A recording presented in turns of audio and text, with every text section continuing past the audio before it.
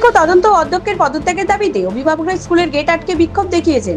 গত শুক্রবার মেদিনীপুর শহরের একটি বেসরকারি ইংরেজি মাধ্যম স্কুলে প্রথম শ্রেণীর এক ছাত্রীকে যৌন হেনস্থার অভিযোগ ওঠে। এই ঘটনায় পুলিশ ইতিমধ্যে স্কুলের এক অস্থায়ী কর্মীকে গ্রেপ্তার করেছে।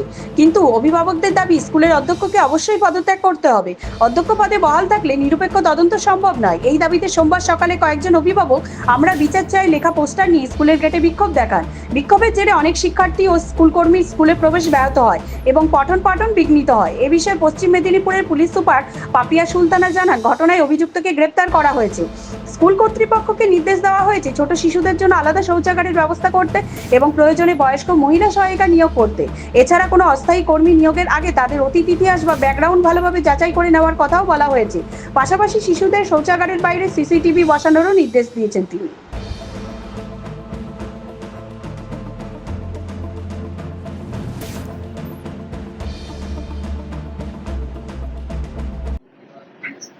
দেখো, যেহেতু একটা বাচ্চা ছেলে এটাতে আছে ভিকটিম হিসেবে, সেহেতু আমরা খুব বেশি এটাকে পাবলিসাইজ করতে চাইছি না। সেই হিসেবেই আপনাদেরকে বলা, একটা ছোট্ট বাচ্চার সঙ্গে যে মলেস্টেশন হয়েছে সেটার জন্য সঙ্গে সঙ্গে আমরা কেস স্টার্ট করেছি। সিসিটিভি ফুটেজটা আমাদের সিজ করা হয়েছে, দেখাও হয়েছে এবং সঙ্গে সঙ্গে অ্যারেস্টও হয়ে গেছে।